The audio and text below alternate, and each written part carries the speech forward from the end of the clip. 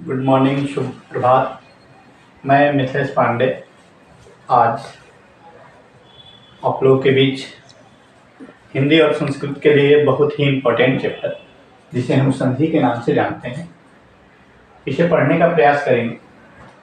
और इन चीज़ों में हम देखेंगे, हमेशा संधि हमारे लिए इम्पोर्टेंट रही है, वनडे एग्ज़ाम रहे या बोर्ड एग्ज़ाम रहे, तो इसके लिए हमने बहुत कम समय में ट्रिक के आधार पे आपको संधि पढ़ाने का प्रयास किया है। तो हम जानते हैं संधि को कि संधि का मतलब ही हो जाता है जुड़ना। संधि का मतलब क्या हो जाता है? जुड़ना। संधि शब्द दो शब्दों से मिलकर बनी है, जिसको हम पहले जान लेते हैं, सम प्लस धी। संधि संधि में हम क्या करते हैं? जोड़ते हैं। तो संधि शब्द दो शब्दों से मिलकर बनी है, सम प्लस धी। संधि का परिभाषा करते हैं, दो या दो से अधिक वर्णों के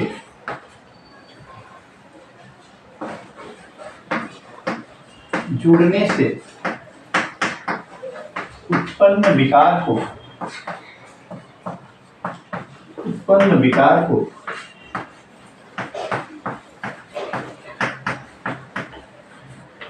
संधि कहते हैं।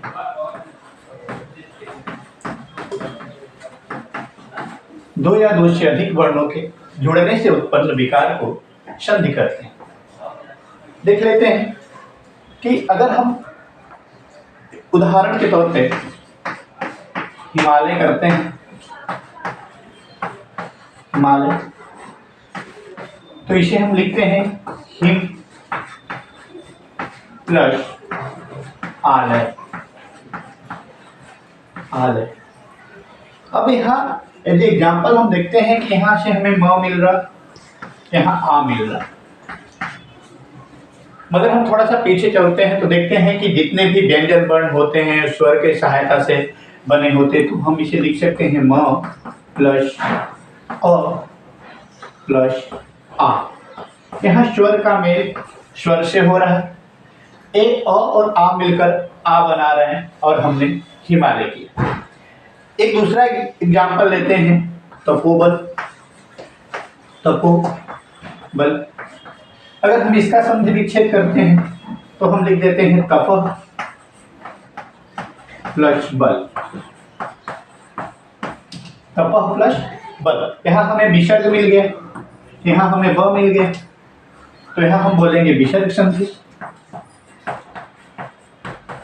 विसर्ग संधि। इतना बताने का मेरा मेन पर्पज यह रहा है कि जब भी हम संधि विच्छेद करेंगे तो ऐसे दो शब्दों में संधि विच्छेद करेंगे जहां दोनों शब्दों के अर्थ क्या होंगे, आपको मिलेंगे। क्योंकि हम शब्दों में तोड़ते हैं तो शब्द की परिभाषा भी आप पढ़ते हुए आए हो कि हम वर्णों के उसी मेल को शब्द कहते हैं जो मीनिंगफुल होते हैं। मीनिंगफुल नहीं होगा हम उसे शब्द नहीं बोलेंगे। हिम का अर्थ है, आलय का अर्थ है, तप का अर्थ है, बल का अर्थ। अगर किसी एक को भी हम संधि विच्छेद करते हैं और किसी एक भी शब्द का अगर मीनिंग नहीं आता है तो हम उसे संधि नहीं बोलेंगे, संधि विच्छेद नहीं बोलेंगे, वो संधि विच्छेद हमारा गलत होगा। आगे देखते हैं।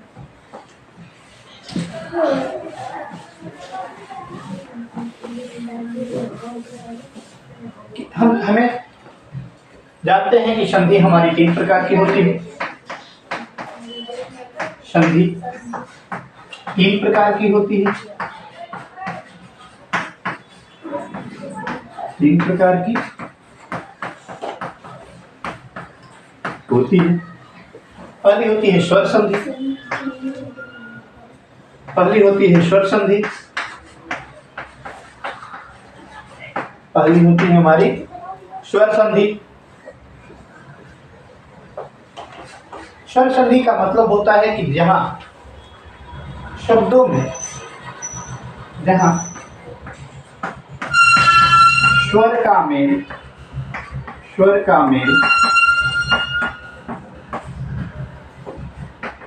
स्वर से हो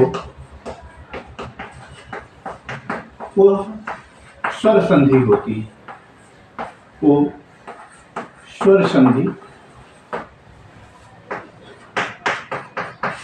होती है। देखिए यहाँ क्लियर हो रहा है। स्वर संधि कहाँ होगी? जहां स्वर का मेल स्वर से होगा, अर्थात पहले शब्द का अंतिम वर्ण। जैसे अगर हम लिख देते हैं विद्यालय, विद्या प्लस आलय, तो यहाँ हम इसको द्या को लिख सकते हैं द्य य प्लस आ हमारा स्वर है, प्लस यहाँ भी आ हमारा स्वर है। तो जहां स्वर का मेल स्वर से होगा हम उसे बोलेंगे स्वर संधि। जहां स्वर का मेल स्वर से हो वो हमारा होगा स्वर संधि। इस कड़ी में जानते हैं कि स्वर संधि हमारी मुख्य रूप से 5 प्रकार की होती है। पहला होता है दीर्घ संधि, दीर्घ संधि, गुण संधि,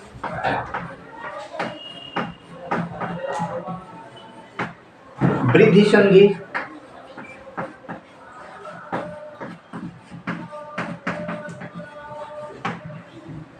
यड़ संधि और अयादि संधि। ये मुख्य रूप से 5 स्वर संधियां होती हैं जो एग्जाम के अगर नजर से देखें तो सबसे ज्यादा इंपॉर्टेंट होती है। अगर आपको अच्छी तरह से स्वर संधि आती है तो आप किसी भी एग्जाम को संधि वाले पोर्शन को क्रैक कर देते हैं, क्योंकि ये विसर्ग और व्यंजन आपको ऑप्शन में मिलता है। तो हम आज स्वर संधि को पढ़ेंगे, दीर्घ संधि, गुण संधि, वृद्धि संधि, यड़ और अयादि संधि।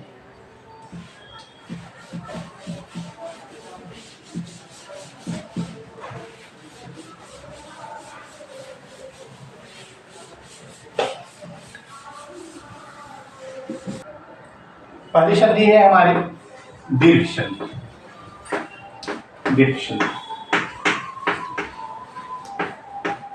दीर्घ संधि। जो लोग भी संस्कृत थोड़ा बहुत जानते हैं या जिन्होंने कभी माहेश्वर सूत्र पढ़ा है तो उनके लिए अगर हम लिखें अकः सवर्णे दीर्घ, अकः सवर्णे दीर्घ, यह हमारा सूत्र होता है दीर्घ संधि का। मतलब हुआ इसका कि अक प्रत्यय के अंतर्गत आने वाले सभी वर्ण अपना दीर्घ बनाते हैं।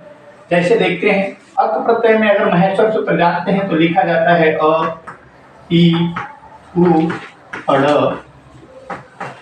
री, ली और क। यहाँ एक चीज इंपॉर्टेंट देखेंगे कि अकः सवर्णे दीर्घ, मतलब अक प्रत्यय के अंतर्गत आने वाले सभी वर्ण क्या करेंगे? अपना दीर्घ बनाएंगे। दीर्घ बोले तो बड़ा, जैसे अ का दीर्घ हमें आ प्राप्त होता है, ई का दीर्घ हमें बड़ी ई प्राप्त होती है, उ का बड़ा उ प्राप्त होता है, री का बड़ा री हमें प्राप्त होता है। व्याकरण की नजर से री एक ऐसा वर्ण है जिसका दीर्घ नहीं होता, और जितने भी अर्धवर्ण आते हैं हमारे माहेश्वर सूत्र में हम उनकी काउंटिंग ही नहीं करते हैं। तो इसे स्पष्ट होता है कि दीर्घ संधि वही होगी जहां हम स्वर का मेल स्वर से करेंगे और आपको आ मिलेगा, बड़ी ई मिलेगी, उ मिलेगा और री मिलेगा। इसका एक पोर्शन होता है कि जब भी ये मिलेंगे दीर्घ संधि में, जब भी मिलेंगे तो अ अपने ही राशि के और से मिलेगा, अ के साथ आ मिल सकता है और आ के साथ आ मिल सकता है। किसी भी सिचुएशन में ए हमें क्या बना के देगा? आ बना के देगा। इसे हम बोलते हैं आकारांत। मतलब अ वर्ण से जिनका भी जुड़ाव होगा वो सभी क्या होंगे? अ अगर अ से मिलेगा तो आ बनेगा, आ के साथ आ मिलेगा तो आ बनेगा। मतलब हर स्थिति में ये सदैव क्या बनाता है? आ बनाएगा, दीर्घ बनाएगा। सेम सिचुएशन हमारा ई के साथ भी आता है कि ह्रस्व ई के साथ दीर्घ ई मिलेगी तो दीर्घ ई बनेगा, दीर्घ ई के साथ दीर्घ ई मिलेगा तब भी दीर्घ ई बनेगा, उ के साथ उ मिलेगा तो दीर्घ उ बनेगा।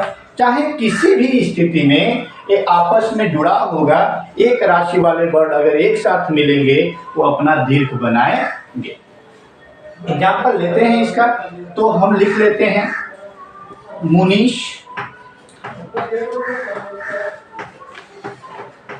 भानुदय।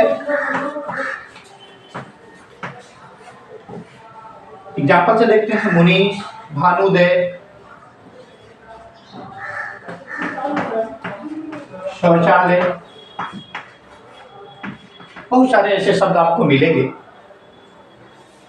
एक एग्जाम्पल हम प्रैक्टिस भी करेंगे, पहले समझने का प्रयास करते हैं एक एक वर्णों से, एक एक शब्दों से। तो मुनीश है तो इसको हम लिख सकते हैं मुनि प्लस ईश। देखिए, मुनि प्लस ईश, एक एक चीज को हम फॉलो करेंगे। संधि के लिए हमारा सबसे पहला होता है कि जिन दो शब्दों में हम तोड़ेंगे, जिन दो शब्दों में हम उस संधि को तोड़ेंगे, उस शब्द को तोड़ेंगे, उन दोनों शब्दों का हमें अर्थ निकलना चाहिए। उन दोनों शब्दों का हमें अर्थ निकलना चाहिए। दूसरी चीज देखेंगे कि हमारा पहले वर्ण का, पहले शब्द का अंतिम वर्ण स्वर होना चाहिए और दूसरे का पहला स्वर होना चाहिए, तभी इसे हम स्वर संधि कहेंगे। तो मुनि है तो न में हमें ई की मात्रा मिल रही, छोटी ई की मात्रा, प्लस दूसरे शब्द का पहला हमारा क्या है, बड़ा ई है। और हमने आपको बताया है कि जब भी एक राशि के वर्ण आपस में मिलेंगे, हरस्व के साथ दीर्घ मिले, दीर्घ के साथ दीर्घ मिले, हरस्व के साथ हरस्व मिले, तो हर स्थिति में वो सदैव अपना दीर्घ बनाएंगे। उसे ही हम क्या बोलते हैं, दीर्घ संधि बोलते हैं। और यहाँ भी आपको दीर्घ की मात्रा दिख रही है। इस तरह फिर एक लेते हैं भानुदय। तो भानु दो शब्दों में तोड़ते हैं, तो पहले हमें देखना है कि पहले शब्द का अंतिम वर्ण स्वर होना चाहिए, दूसरे का पहला हमें स्वर मिलना चाहिए, तभी हमारी संधि सही होगी, क्योंकि हम स्वर संधि अभी पढ़ रहे हैं। दूसरी चीज देखेंगे कि दोनों एक राशि के होने चाहिए। यहाँ भी ऊ की मात्रा है, यहाँ भी ऊ की मात्रा है। भानु का अर्थ भी निकल के आ रहा और उदय का अर्थ भी निकल के आ रहा, मतलब संधि के दृष्टि से हमारा संधि विच्छेद सही है। यहाँ ऊ का मेल ऊ के साथ हो रहा, और जब भी एक ही राशि के वर्ण आपस में मिलेंगे तो वो सदैव अपना दीर्घ बनाएंगे। और यहाँ हर्ष दीर्घ ऊ के साथ हर्ष ऊ मिलके दीर्घ ऊ का निर्माण करेगा, तो बोलेंगे कि हमारी भानुदय की भानु प्लस उदय जो संधि है वो सही है। नेक्स्ट हमारा आता है शौचालय। यहाँ देखते हैं तो लिख सकते हैं शौच प्लस आलय, शौच प्लस आलय। यहाँ च व्यंजन वर्णों की परिभाषा हमने पढ़ते आया है कि स्वर के सहायता से बने, स्वर के सहायता से बने वर्ण व्यंजन कहलाते हैं। च में हमें अ मिला, दूसरे शब्द का पहला वर्ण हमें आ मिला, अ प्लस आ मिलके आ का निर्माण करेंगे, तो हम लिख देंगे शौच प्लस आलय। में कौन सी संधि होगी, दीर्घ संधि होगी। इस तरह हमारी रही। अलग अगर हम बनाना चाहें, विद्यालय विद्या प्लस आलय, बधूत्सव बधू प्लस उत्सव, उसके बाद संग्रहालय संग्रह प्लस आलय, मदिरा मदिरालय मदिरा प्लस आलय। तो ऐसे बहुत सारे आपको शब्द मिलेंगे जहां इनकी संधि विच्छेद करते टाइम समय हम देखेंगे कि पहले शब्द के अंतिम वर्ण में भी स्वर आ रहा, दूसरे शब्द के पहला भी स्वर आ रहा, और दोनों एक ही राशि के हो रहे हैं। और जब एक ही राशि के वर्ण आपस में मिलते हैं तो सदैव दीर्घ संधि का निर्माण करते हैं। अगली संधि हम देखेंगे। दीर्घ संधि के बाद हम गुण संधि पढ़ते हैं।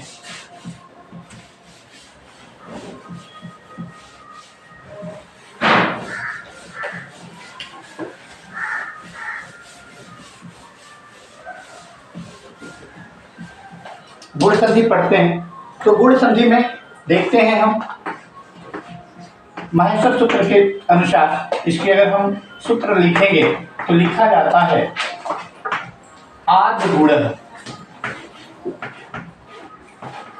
आद गुण, आद गुण का मतलब होता है, हम लोग अगर हंसी मजाक में बच्चों से बोलते हैं तो बोलते हैं कि व्यक्ति कितना भी बुरा होना उसमें एक गुण होता है पहचानने का तरीका। या बोलते हैं कि ऐसे हम पहचान जाएंगे इन शब्दों को कि जहाँ से शब्द का संधि विच्छेद करना है वहाँ अगर हमें एक ही मात्रा दिख जाती है, एक मात्रा दिख जाती है, तो बोलते हैं कि हमारा कौन सी संधि है, गुण संधि। गुण संधि का कि अ प्लस आ के साथ ई बनेगा, अ प्लस ऊ के साथ ओ बनेगा। मतलब जहां भी हमें एक मात्रा दिख जाए, ए की मात्रा या ओ की मात्रा, जहां से संधि विच्छेद करना है वहां हमें ए की मात्रा और ओ की मात्रा दिख जाए तो हम कहते हैं कि यहाँ कौन सी संधि है, गुण संधि। इसको बनाने के लिए आप जानते हैं कि ए बनाने के लिए हमें लिखना होता है अ प्लस आ के साथ जब भी ह्रस्व ई अथवा दीर्घ ई जुड़ता है तो ए का निर्माण करता है। अ अथवा आ के साथ ह्रस्व उ और दीर्घ उ का अगर मेल होता है तो सदैव ओ का निर्माण होता है। इस तरह हमारा एक फार्मूला बनकर तैयार होता है कि जब भी हम किसी शब्द का संधि विच्छेद करें तो पहले शब्द का अंतिम वर्ण अ अथवा आ में कोई एक हो और दूसरे शब्द का पहला वर्ण ह्रस्व ई अथवा दीर्घ ई होगा तो ए बनेगा। और अ प्लस आ के साथ दूसरे शब्द का पहला वर्ण अगर हमें ह्रस्व उ अथवा दीर्घ उ मिलता है तो वहां ओ का निर्माण होगा। आइए हम उदाहरण से समझने का प्रयास करते हैं। जैसे मैं मिथिलेश पांडे मेरा नाम है, तो आज हम सबसे पहले अपने नाम का ही संधि विच्छेद करते हैं। मिथिलेश है, संधि विच्छेद करते हैं। तो संधि विच्छेद करते टाइम हमें दो चीजों का ध्यान रखना है कि जिन दो शब्दों में हम इस शब्द को तोड़ेंगे वो दोनों शब्द मीनिंगफुल होने चाहिए, दोनों का अर्थ निकलना चाहिए। तो हम इसको लिख देते हैं मिथिला। अगर मिथिल लिखते हैं तो यहाँ भी हमें स्वर तो प्राप्त होगा पर मिथिल का कोई अर्थ नहीं होता। अगर हम मिथिला कर देते हैं तो जानते हैं कि मिथिला एक स्थान का नाम है जहाँ के राजा जनक जी हुआ करते थे, तो ये भी मीनिंगफुल हो गया। और दूसरा शब्द हमारा हो जाएगा ईश। ईश, ईश मतलब ईश्वर, मिथिला के ईश। पहला हमें जो हमारे पास कंडीशन था कि दोनों शब्दों के अर्थ निकलने चाहिए, तो यहाँ आपको मिथिला शब्द का अर्थ मिल गया, ईश का अर्थ मिल गया। दूसरा सिचुएशन ये रखना है, कंडीशन ये रखना है हमारे पास कि पहले शब्द का अंतिम वर्ण अ अथवा आ में कोई एक होना चाहिए और दूसरे शब्द का पहला वर्ण अगर यहाँ ए की मात्रा है तो इन दोनों में कोई एक होना चाहिए। अ अथवा आ के साथ जब भी ह्रस्व ई अथवा दीर्घ ई मिलेंगे तो ए का निर्माण करेंगे और जहां से शब्द को तोड़ना था, संधि विच्छेद करना था, वहां हमें ए की मात्रा दिखी, इसलिए हम कहेंगे कि यहाँ कौन सी संधि है, गुण संधि है। दूसरा अगर हम देखते हैं, अगर हम लिख देते हैं अवधेश, लिख देते हैं अवधेश, लिख देते हैं तो अवध प्रदेश भी हो गया एक जगह का नाम, अवधी भाषा भी बोली जाती है। और आगे हम ईश लिख देते हैं तो अवध के ईश को हम अवधेश बोलते हैं। यहाँ भ में हमें अ मिल जाएगा और ई मिल जाएगा। और हमारे पास गुण संधि के कंडीशन में रखा गया है कि जब भी पहले शब्द का अंतिम वर्ण अ अथवा आ हो, दूसरे शब्द का पहला वर्ण ह्रस्व ई दीर्घ ई कोई एक हो, तो वहाँ हमें ए मिलके ए बनकर मिलता है। और यहाँ पर भी हमें ध के ऊपर ए की मात्रा थी, तो हम बोलेंगे कि यहाँ कौन सी संधि है, गुण संधि है। दूसरा अगर हम उदाहरण लेते हैं तो एक ओ का उदाहरण लेते हैं तो हम लिख देते हैं नवोढ़ा, न ओ ढा, नवोढ़ा। अब यहाँ हमें ओ की मात्रा मिल रही और ओ की मात्रा के लिए कंडीशन क्या रखा गया है कि पहले शब्द का अंतिम वर्ण अ अथवा आ में कोई एक होना चाहिए तथा दूसरे शब्द का पहला वर्ण हमारा ह्रस्व उ अथवा दीर्घ उ होना चाहिए, तभी हमारा क्या बनेगा, ओ की मात्रा बनेगी। आइए देखते हैं ओ के उस वर्ण वाले अगर हम उदाहरण यहाँ देखना चाहें,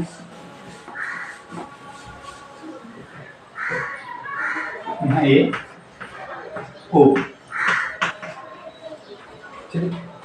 इसके उदाहरण हम देखते हैं। पहला हमने अभी लिखा था नवोढ़ा। नवोढ़ा संधि विच्छेद करते हैं, पहला कंडीशन हमारे पास है कि इन्हें दो शब्दों में तोड़ना है, संधि विच्छेद करना है, तो हम यहाँ लिख सकते हैं नौ प्लस ओ की मात्रा बनाने के लिए हमें इन दो वर्णों में कोई एक चाहिए, दूसरे शब्द का पहला वर्ण हमें ओ होना चाहिए, तो यहाँ से हम ले लेते हैं ऊढ़ा। नव प्लस ऊढ़ा, यहाँ से हमें अ मिल गया, अ के साथ उ मिला और उ मिलता है अ अथवा आ के साथ हर्ष उ अथवा दीर्घ उ का मेल होता है तो सदैव ओ का निर्माण होता है। ये हमारी संधि विच्छेद हो जाएगी नोड। दूसरा एक उदाहरण लेते हैं, सूर्य ऊर्जा। सूर्य ऊर्जा बोलते हैं, ओ की मात्रा है जहां से हम इसका संधि विच्छेद कर रहे हैं। तो देखेंगे अगर हम लिखें सूर्य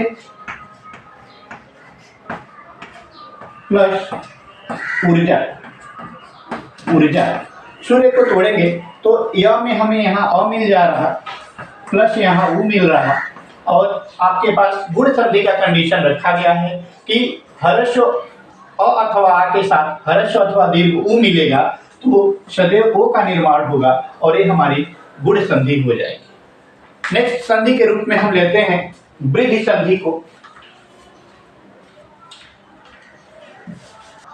नेक्स्ट संधि हम लेते हैं वृद्धि संधि। वृद्धि संधि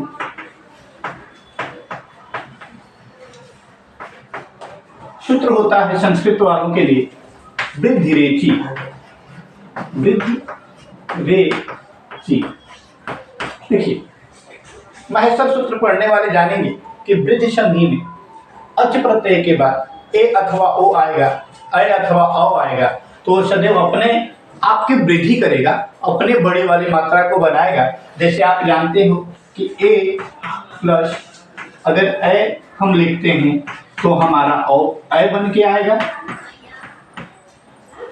और ओ प्लस औ को भी हम जोड़ेंगे तो औ का निर्माण करेगा, वृद्धि करेगा अपने मात्राओं में। ए की मात्रा अय में परिवर्तित हो जाएगी, औ की मात्रा ए ओ और औ की मात्रा औ में परिवर्तित हो जाएगी। अगर हम इसका डेफिनेशन देखें तो लिख सकते हैं कि जहां किसी शब्द का संधि विच्छेद करते समय अ अथवा आ के बाद ए अथवा अय की प्राप्ति होती है तो वहां अय बनता है और अ अथवा आ के बाद ओ अथवा औ में कोई शब्द मिलता है तो वहां अ का निर्माण होता है। ये हमारे पास फार्मूला रहे कि अ अथवा आ के बाद यहाँ हम लिख देते हैं अ अथवा आ के बाद अगर हमारे पास ए अथवा अय में कोई एक आता है तो वृद्धि वाली बड़ी वाली मात्रा प्राप्त होती है और ओ अथवा औ में कोई मात्रा आती है तो शब्द औ का निर्माण करती है। तो आपको जब भी शब्द मिले अय अथवा औ की मात्रा किसी शब्द में मिल जाए तो वहां आप बोल देंगे कि यहाँ वृद्धि संधि होगी। एग्जाम्पल हम देखते हैं तो एक हम एग्जाम्पल लेते हैं वसुधैव। वसुधैव, अब यहाँ हमें पहले से अय की मात्रा दिख रही है और अय की मात्रा बनाने के लिए हमारे पास कंडीशन होता है कि अ अथवा आ के बाद ए अथवा अय में कोई एक मिलेगा तो वहां हमारी वृद्धि संधि होगी, वृद्धि संधि होगी। कंडीशन फर्स्ट क्या है कि हमें ऐसे दो शब्दों में तोड़ना है जहां दोनों शब्द का अर्थ निकले। तो आइए हम लिखते हैं वसुधा जो कि पृथ्वी का पर्यायवाची होता है, वसुधा प्लस ए। यहाँ वसुधा में हमें आ की प्राप्ति हो गई और यहाँ से हमें ए की प्राप्ति हो गई। आ के साथ अ अथवा आ के साथ जब भी ए अथवा अय का मेल होगा तो हमें बड़ी ए की अय की मात्रा प्राप्त होगी। ये हमारा कंडीशन रहा। नेक्स्ट अगर हम देखते हैं तो महौज एक उदाहरण के तौर पर ले लेते हैं। महौज, महौज औ की मात्रा यहाँ भी हमें दिख रही है और औ की मात्रा हमें प्राप्त करने के लिए अ अथवा आ के बाद ओ अथवा औ में कोई एक मात्रा चाहिए। तो आइए तोड़ते हैं इसको। लिख सकते हैं महा, महा लिखते हैं तो महा का अर्थ महानता के लिए प्रकट किया जाता है, श्रेष्ठ दिखाने के लिए किया जाता है। और यहाँ हम लिख देते हैं ओज, लिख देते हैं ओज। यहाँ से हमें आ की प्राप्ति हो गई और यहाँ से हमें ओ की प्राप्ति हो गई, और दोनों आपस में जब भी जुड़ेंगे अ अथवा आ के साथ ओ अथवा औ कोई एक जुड़ेगा तो हर स्थिति में वो हमें अ की मात्रा का निर्माण करके देगा। एक एग्जाम्पल ले लेते हैं, हम हर बात में यूज करते हैं, सदैव हम आपके साथ खड़े रहेंगे, सदैव हम आपके साथ खड़े रहेंगे। तो सदैव को तोड़ते हैं तो हमारा पहले शब्द का अंतिम वर्ण हो जाएगा अ अथवा आ चाहिए तो हम सदा लिख देते हैं, और दूसरे का पहला हम एव लिख देते हैं। इस कंडीशन में हमें यहाँ से आ मिल गया, यहाँ से ए मिल गया, और ऐसे स्थिति में हम बोलेंगे कि यहाँ कौन सी संधि होगी, वृद्धि संधि होगी, क्योंकि जहाँ अ की मात्रा ए की मात्रा जिन शब्दों पे दिख जाती है वहाँ पर वृद्धि संधि होता है। अलग अगर उच्चारण देखें तो अकय, मतय, धनेश्वरम, महोज, बधय, बहुत सारे ऐसे एग्जाम्पल आपको एग्जाम में मिल सकते हैं जो इस रूल को फॉलो करें। अगर कहीं डाउट हो तो आप कमेंट बॉक्स में डाल सकते हैं। अगर ऐसे स्क्रीनशॉट लेना कोई चाहे तो स्क्रीनशॉट भी कर सकता है, आगे पढ़ने में हेल्प मिलेगा। अगली संधि हम देखते हैं जिसका नाम है एड़ संधि। एड़ संधि को देखते हैं।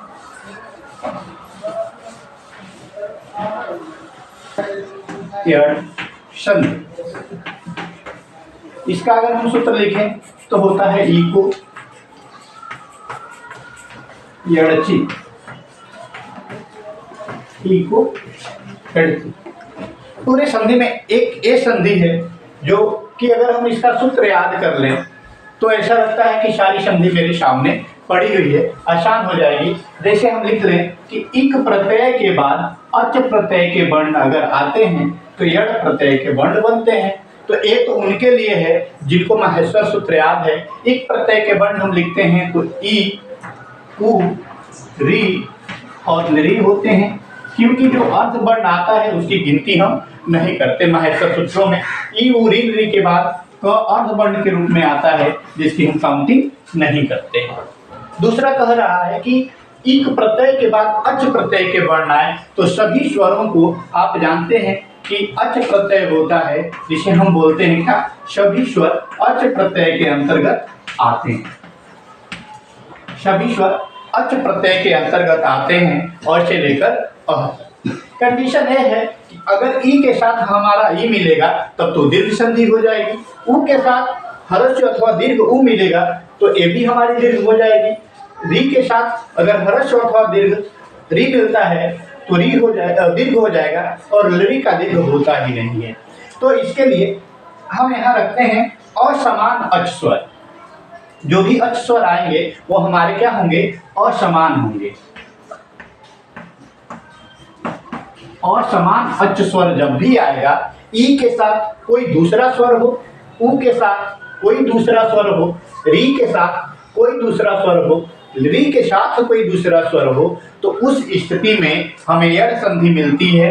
जस्ट लाइक ई के साथ अगर हम अ रखते हैं, उ रखते हैं, री रखते हैं, री रखते हैं, तो ये हमारा सदैव ई पे निर्भर करता है कि हमारा यह बनेगा, उ के साथ कोई भी स्वर मिलेगा वह बनेगा, री के साथ कोई भी स्वर मिलेगा र बनेगा, ली के साथ कोई भी असमान स्वर मिलेगा ल बनेगा। यह हमारा कंडीशन होता है कि इक प्रत्यय के बाद जब भी कोई असमान स्वर मिलेगा तो ई के साथ सदैव य, उ के साथ व, री के साथ र और री के साथ ल का निर्माण करेगा। एक एग्जाम्पल लेते हैं, उदाहरण हम लेते हैं सबका एक एक। तो लिखेंगे, अगर हम लिखते हैं प्रत्येक, प्रत्येक अगर हम लिखते हैं तो यहाँ हमें य वर्ण दिखाई देता है, और कहा भी जाता है कि य व र और ल के पहले जब भी कोई अर्ध वर्ण आपको दिखाई दे तो उस स्थिति में आपको यड़ संधि कहना चाहिए। प्रत्याहार, प्रत्येक, तो जब भी य व र और ल के पहले आपको अर्ध वर्ण दिखाई देगा तो सदैव हर स्थिति में यड़ संधि हो। प्रत्येक हम लेते हैं तो तोड़ते हैं। तो यह बनाने के लिए हमारे पास कंडीशन रखा गया है कि पहले शब्द का अंतिम वर्ण क्या होना चाहिए, ई होना चाहिए। हम लिख लेते हैं प्रति। प्रति यह बनाने के लिए हमारे पास कंडीशन रखा गया है कि ई तभी होगा जब पहले शब्द का अंतिम वर्ण ई आएगा। तो यहाँ त में हमें ह्रस्व ई का दिखाई देगा। दूसरा देखेंगे कि कोई भी असमान स्वर हो, असमान स्वर हो मतलब ह्रस्व ई अथवा दीर्घ ई के अलावा कोई वर्ण हमें मिले तो उसे हम बोलेंगे यड़ संधि। हमने यहाँ लिख दिया एक प्रति का भी अर्थ हमें मिला। पहला तो कंडीशन यही था संधि विच्छेद करने का कि हमें दोनों शब्द जो चाहिए मीनिंगफुल होने चाहिए, अर्थ देने वाले चाहिए। तो प्रति में हमें ई मिल गया, दूसरा हमें असमान स्वर कोई भी मिल जाए तो ऐसे स्थिति में यड़ संधि का निर्माण होता है। और ई के साथ यहाँ ए मिल रहा है तो हम बोलेंगे कि यहाँ कौन सी संधि होगी, यड़ संधि होगी। प्रत्येक प्रति प्लस एक प्रति प्रतिदिनम होता है आपका, और एक काउंटिंग का एक शब्द है, दोनों मीनिंगफुल हैं। पहले शब्द का अंतिम वर्ण ई और दूसरे का कोई भी असमान स्वर हो तो हर इस स्थिति में हमारी यड़ संधि बनती है। दूसरा अगर हम लिखते हैं सबसे इंपॉर्टेंट, कोई हमारे घरों में आता है हम उसका स्वागत करते हैं और इस शब्द का जब हम संधि विच्छेद करते हैं स्वागत लिख के, तो आइए देखते हैं इसको कैसे बनाते हैं। फर्स्ट कंडीशन ये था कि हमने आपको बोला है य व र और ल के पहले कोई भी अर्ध वर्ण आए तो इस स्थिति में यड़ संधि होती है। दूसरा है वो बनाने के लिए हमें पहले शब्द का अंतिम वर्ण जो चाहिए वो क्या होना चाहिए, उ होना चाहिए। तो हम इसको तोड़ेंगे तो लिख सकते हैं शु। शु में हमें उ मिल गया, छोटा उ, और यहाँ से हम आगत अगर कर देते हैं तो हमें उ के साथ आ का मेल दिखाई देता है। और आप देख रहे हैं कि उ के साथ अगर कोई भी असमान स्वर मिलेगा तो इस स्थिति में यड़ संधि बनेगी और उ के साथ यहाँ हमें आ दिखाई दे रहा है, इसलिए स्वागत में यड़ संधि होगा। नेक्स्ट आपका अगर हम देखते हैं तो लिखते हैं मात्राज्ञा, पित्राज्ञा, तमाम ऐसे शब्द आपको एग्जाम में दिखाई देते हैं और आप समझ ही नहीं पाते। तो यहाँ भी हमें है री चाहिए, पहले शब्द का अंतिम वर्ण री चाहिए, दूसरा कोई भी असमान स्वर आएगा तो इस स्थिति में हमारी यड़ संधि होगी। और आइए लिख देते हैं मातृ में हमें क्या मिल गया, री की मात्रा मिल गई, री लगा दिए, प्लस यहाँ आ है, कोई भी असमान स्वर अगर दिखेगा तो यहाँ हर स्थिति में यड़ संधि होगा। तो यहाँ हमें री प्लस असमान स्वर आ के रूप में मिल गया, तो ऐसे स्थिति में हमारी यड़ संधि होगी। ऐसे बहुत सारे आपको एग्जाम्पल्स मिलेंगे आपके एग्जाम में, जैसे स्वागतम, प्रत्येक, प्रत्यक्ष, अध्यक्ष, बद्वागमन, स्वार्थ। स्वार्थ एक बहुत ही कंफ्यूज करने वाला शब्द हमें मिलता है यड़ संधि में। स्वार्थ कहीं कहीं ये तो कंफर्म है कि इसमें यड़ संधि होगा, यड़ संधि के नियम फॉलो करता है, पर कभी कभी आपको टीचर या पूछने वाला आपको फंसा देता है कि आइए हम अगर इसका संधि विच्छेद करते हैं तो वह हमें बनाना है तो सु प्लस अर्थ लिखेंगे तो ये हमारा यड़ संधि हो जाएगा, क्योंकि उ के साथ कोई भी असमान स्वर आने पर हमारी यड़ संधि बनती है। लेकिन अगर हम इस स्वार्थ को स्व प्लस अर्थ में भी तोड़ दें तो ये हमें दीर्घ संधि बनता हुआ दिखाई देता है, क्योंकि हमें व में क्या मिल जाएगा, अ मिल जाएगा, और अ के साथ अगर अ का मेल होता है, एक समान स्वर आपस में आपको जुड़ते हुए दिखाई देते हैं, तो ऐसे स्थिति में आपको दीर्घ संधि बन के मिलती है। लेकिन हम इसको व के पहले अर्ध वर्ण मिल रहा, सु को अगर हम सु कर दें तो सु का भी अर्थ सुंदर होता है, सुंदर अर्थ। दोनों को हम तोड़ेंगे तो आपको मीनिंगफुल शब्द मिलेंगे, लेकिन क्या होता है कि ये अलग अलग संख्या बनाकर हमें देता है। सदैव स्वार्थ अगर आपके साथ पेपर में कहीं आए तो हमें यड़ संधि के साथ जाना है। यड़ संधि सु प्लस अर्थ, सुंदर अर्थ। अगर हम दीर्घ संधि में भी जाते हैं तो स्व अर्थ मतलब अपना अर्थ, दोनों सही है, लेकिन आपको एग्जाम में अगर आए तो आपको यड़ संधि के साथ जाना है। और आइए अभी पढ़ते हैं लास्ट संधि जो हमारी है अयादि संधि। बहुत इजीली तरीके से हम आपके सामने रखेंगे। अगर आप किसी भी एग्ज़ाम में एक बार इस वीडियो को देख के जाते हैं, आप इसको पढ़ने का ट्राई करते हैं, तो उम्मीद करते हैं कि आपको कहीं दिक्कत नहीं आएगी। इतनी इजीली तरीके से हम आपके सामने रखेंगे। आइए देखते हैं नेक्स्ट और लास्ट अयादी संधि।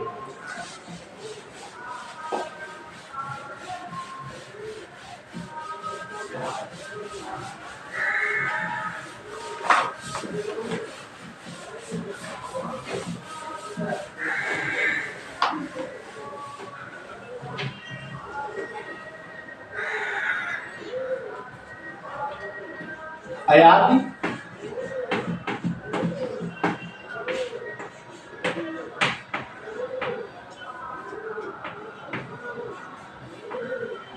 अयादी संधि, स्वर संधि की सबसे लास्ट संधि जो हम 5वें नंबर पे पढ़ते हैं वो हमारी है अयादी संधि। आइए देखिए इसको कैसे बनाते हैं। तो जहां किसी वाक्य में, जहां किसी वाक्य का संधि विच्छेद करते समय, संधि विच्छेद करते समय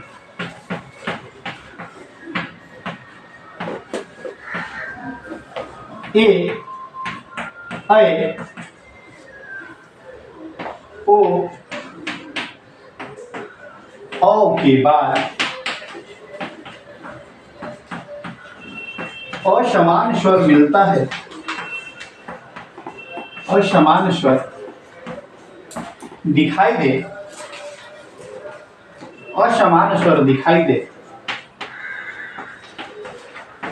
इस स्थिति में, इस स्थिति में ए के साथ य, ऐ, आय के साथ आय, ओ के साथ औ, और औ के साथ आओ बनता है। देखिए कहा जा रहा है कि जहां किसी वाक्य का संधि विच्छेद करते समय पहले शब्द का अंतिम वर्ण ए, ऐ, ओ अथवा औ आता है और दूसरे शब्द का पहला वर्ण कोई भी असमान स्वर होता है, तो इस स्थिति में ए के साथ ऐ बनता है, ओ के साथ औ बनता है, ऐ के साथ आय बनता है और औ के साथ आओ का निर्माण होता है। आइए एक एक एग्जाम्पल देखते हैं हम चारों के। तो अगर हम लिखते हैं अय बनाना है हमें, तो हम लिखते हैं नयन। नयन सबसे ज्यादा एग्जाम्पल में पूछे जाने वाले यहाँ से क्वेश्चन आते हैं, नयन, पवन, भवन। तो ये सभी क्या है आपको अयादी संधि में पढ़ने को मिलते हैं। और हमने कहा है कि जहां भी आपको अय मिल जाए वहां हमें ए की मात्रा लगानी है। तो अगर हम नयन पढ़ते हैं तो नयन को हम बोल सकते हैं अयन। अय आ रहा, हमें अय आ रहा, और अय की मात्रा, हम अय को हटाने के लिए हमें ए की मात्रा लगानी है। अगर हम इसको संधि करते हैं तो ऐसे अगर एक हम छोटा सा आपको लेते हैं तो लिख सकते हैं न प्लस अ प्लस य प्लस अ प्लस न प्लस अ। हमें मतलब है संधि विच्छेद में कि जिन दो शब्दों में तोड़ते हैं उसके पहले से, और जिसको तोड़ते हैं पहले शब्द के अंतिम वर्ण से और दूसरे शब्द के पहले से ही हमको मतलब रखना होता है। तो यहाँ अगर हमें देखिए अय मिल रहा है, न के बाद अ, और यहाँ अय मिल रहा है, तो अय बनाने के लिए, इन सबको हटाने के लिए हम ने के ऊपर ए की मात्रा लगा देंगे कि जैसा हमें नियम में कहा जा रहा है कि ए की मात्रा अगर हमें लगानी है तो अय को हटाना होगा। यहाँ से अगर हम अय को हटाते हैं तो न पर ए की मात्रा लगा देंगे और प्लस यहाँ हमें अ और न बचा है, तो इसे देखते हैं। हमारा हो जाएगा ने प्लस अन बराबर नयन।